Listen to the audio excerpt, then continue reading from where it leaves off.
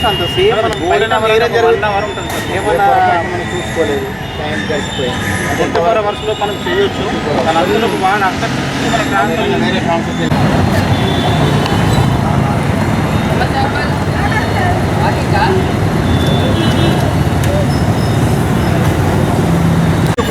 Transfer చేస్తున్నాడు దొరకకుండా బయటికి వెళ్ళిపోతుంది అమౌంట్. సో మనం ఎంత తొందరగా మనం రెస్పాండ్ అయితే ఇప్పుడు మనం ఒక్కడే కాదు మళ్ళీ బాధ్యత, మన వెనకాల కూడా ఇంకోటి ట్రై చేస్తూనే ఉంటాడు. సో వాన అమౌంట్ పోతుంది, ఇట్లా అందరూ అమౌంట్ పోతూనే ఉంటుంది. ఇంకా చాలామంది కంప్లైంట్ చేసిననుకో, మీరు వెనకాల ఉన్నారనుకో, ముందు కంప్లైంట్ చేసిన వాళ్ళకి ఇచ్చే అవకాశం ఉంటుంది. ఇప్పుడు వాళ్ళ గవర్నమెంట్ మనం అంటున్నారు కదా, బ్యాంకులే బాధ్యత ఉంటుంది. ఒకవేళ పోయినట్టయితే రిజర్వ్ బ్యాంక్ చెప్తుంది. బ్యాంకుల బాధ్యత ఎప్పుడంటే బ్యాంకు పట్ల ఏమన్నా నిర్లక్ష్యం ఉండి క్లిక్ చేసినప్పుడు, మీకు మీరుగా ఓటీపీ చెప్పినప్పుడు, మీకు మీరు మీ ఇన్ఫర్మేషన్ ఇచ్చిన తర్వాత మీరు తాళం ఇచ్చిన దొంగకి దొంగతనం చేసిపోయాక పోలీసులు అడిగి రావాలి. పోలీసులు ఏమంటారు, మీరు జాగ్రత్త ఉండాలని చెప్తారు. ఈ పొరపాటు ఏమన్నా ఇప్పుడు ఫర్ ఎగ్జాంపుల్ ఈరోజు జరిగింది, ఇప్పుడు మేము బ్యాంకులో ఉన్నాం, అది ఎక్కడ పోయిందో మాకు తెలిసి మేము పక్కన హోల్డ్ పెట్టేది.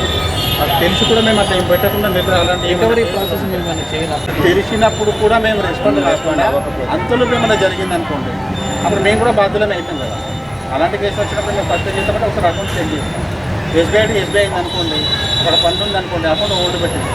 అప్పుడు మీరు సైబర్ వాళ్ళకి ఇచ్చేసి ఏ బ్యాంక్ మీద తెలుస్తుంది వాళ్ళకు. వాళ్ళ సాఫ్ట్వేర్లో అన్ని బ్యాంక్ సర్వర్లు లింక్ ఉంటాయి. ఈ ఫ్రాడ్ ఎడిపోయిందని చెప్పి తెలిసేసి ఆ బ్యాంకులో కూడా వాళ్ళు హోల్డ్ పెట్టేస్తారు.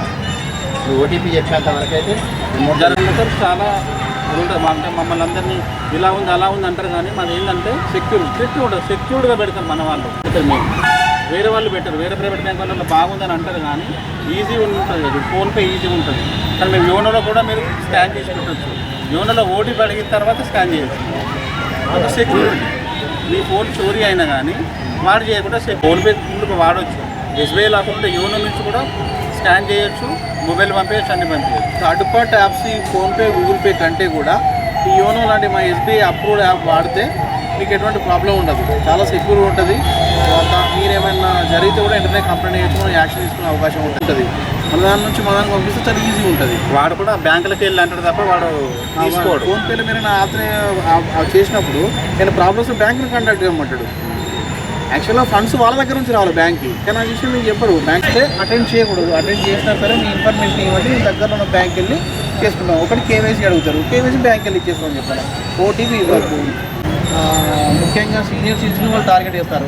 సీనియర్ సిటిజన్స్, రిటైర్డ్ పీపుల్ని ఎక్కువ టార్గెట్ చేసి మీ అబ్బాయి ఇక్కడ యూఎస్లో ఉన్నాడు, మాకు దొరికిండు డ్రగ్స్లో ఇట్లా, లేకపోతే మీరు ఒక కోర్సుకి మీరు ఇమీడియట్గా డబ్బులు పంపిస్తే ఆపరేషన్ చేస్తారు అంటే ఆ హడావిడిలో చేసి. జగిత్యాలలో చాలా కేసులు ఉన్నాయి, జగిత్యాలలో కూడా చాలా కేసులు ఉన్నాయి. ఇప్పుడు నేను చెప్పిన ఈ టార్గెట్స్ మీ అబ్బాయి ఇక్కడ ఉన్నాడంటే పాపం భయం అయిపోతుంది.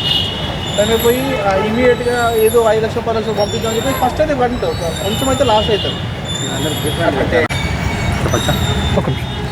కొంచెం జరిగింది.